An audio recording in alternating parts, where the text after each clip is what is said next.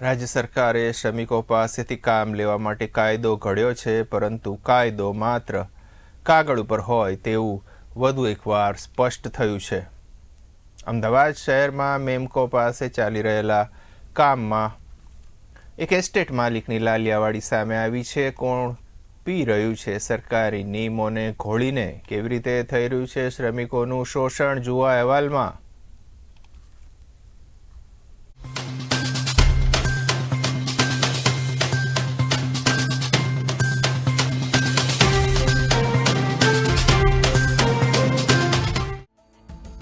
TV screen પર નજર પડી રહેલા મશીનો અમદાવાદમાં મેમકો વિસ્તારમાં આવેલા વિજય એસ્ટેટના છે। સામાન્ય રીતે માણસ મશીનને ચલાવતો હોય છે, પરંતુ અહીં મશીન ચલાવે તેવી માનસિકતા છે। એસ્ટેટના માલિક વિજયભાઈ મજૂરોની કોઈ દરકાર કરતા નથી અને કામદારોનું શોષણ કરી મજૂરો પાસે મશીનની જેમ કામ લે છે। घंटे में मैं मान लो 5 मशीन चलाता हूँ, मेरा 600 रुपये का काम होता है। हाँ, 5 एक दिन का, मतलब 16 घंटे चला हूँ, 5 मशीन चलाता हूँ। वैसे कायदेसर तो मेरे 4 मशीन चलाने का होता है, मगर मैं मजबूरी है, मेरे घर चलाना है तो भाई मैं तो भाई 5 भी चलाऊँगा, 6 भी चलाऊँगा, 8 भी चलाता हूँ। कारीगर नहीं है तो 10 भी चला लेता हूँ। नहीं, वो मीटर पे ही मिलता है, हमारे तो मीटर पे मिलता है। એ અમારે પગાર વધારો અમને જે મળવો જોઈએ અમને મળતો નથી। અમારે 5 મશીન ચલાવીએ તો 240, 230, 35, 40નું કામ થાય, તો અમારે કેવી રીતના કામ કરવાનું? અમારી માગણી હતી 3 પૈસાની, પણ અમે છેવટનું એમને અડધા પૈસાનું કીધું, તમે 1 પૈસાની વાત કરી તો 1 પૈસામાં મંજૂર થતી।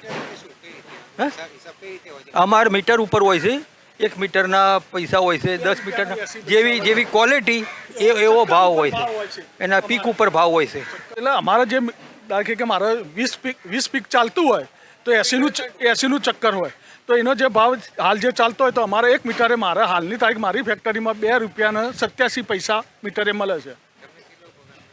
4 મશીનમાં હું ચલાવું છું અત્યારે, તો બહુ મહેનત કરું, આનો દબાઈને મશીન ચલાવું તો બહુમાં બહુ 245 રૂપિયા પગાર મારો જાય છે, એનાથી વધારે જતો નહીં। પણ આ 5 મશીન મૂકવાની એમની જવાબદારી કેવી? 5 મશીન મૂકવું તો કારીગરને પહોંચે, બરોબર છે, પણ અમે એક કારીગર ઓછો કર્યો, ચોકડી આખી ઉડાડી અને 5 કરી દીધા, કારીગર તો ઓછો થયો।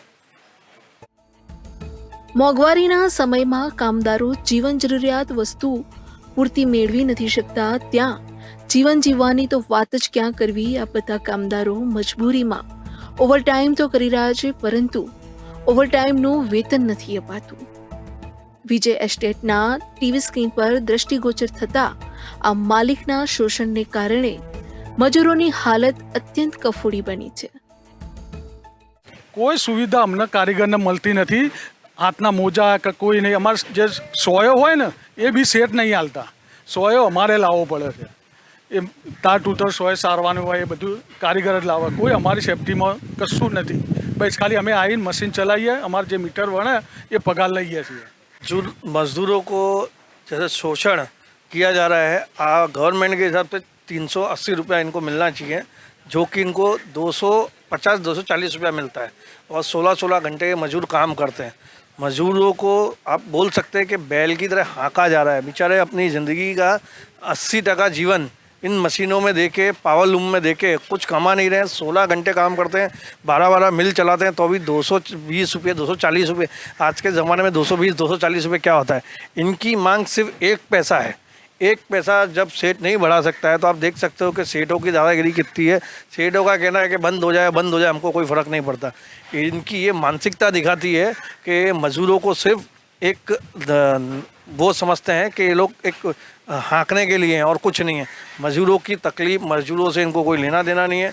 ये अपनी पीठ पे इतने लोगों का वो मेहनत करके वजन उठाते हैं, उससे इनको कोई लेना देना नहीं है। છે કે રાજ્ય સરકાર જ્યારે શ્રમિકો માટે અલગ અલગ યોજનાઓ બહાર પાડે છે, અને આ જ વિજય એસ્ટેટ મેમકો ખાતે જ્યારે જે શ્રમિકો જે કામ કરી રહ્યા છે એમને જે મિનિમમ વેતન મળવો જોઈએ એ મિનિમમ વેતન પણ નથી મળતું, અને કહેવાય છે કે 1 પૈસાની માંગણી હોવા છતાં પણ એ જે છે ફેક્ટરી ચાલકો 1 પૈસાની એ વધારો એ લોકોને કરી આપતા નથી। અને કોઈ જે મજદૂર છે 245 રૂપિયા, તો કોઈ 280, તો કોઈ મજૂર 16 કલાક કામ કરે છે, છે ત્યારે જઈને એને 600 રૂપિયાની હાજરી મળે છે. આ એક જાતનું શોષણ કહેવાય કે શું કહેવાય એ એક મોટો પ્રશ્નાર્થ ચિહ્ન છે. જ્યારે રાજ્ય સરકાર શ્રમિકોની ચિંતા કરતી હોય, શ્રમિકોની પડખે ઊભી રહેતી હોય, ત્યારે મેમકો ખાતે જે વિજય એસ્ટેટના સંચાલકો જે છે એક રીતસરનું જે છે એ શ્રમિકોનું શોષણ કરી રહ્યું હોય તો એનું જવાબદાર કોણ છે? એક મોટો પ્રશ્નાર્થ ચિહ્ન છે. અને ક્યારે થશે આ કાર્યવાહી વિજય એસ્ટેટ ખાતે? વિજય એસ્ટેટમાં એક ફેક્ટરીમાં 16 મજૂરો કામ કરી રહ્યા છે.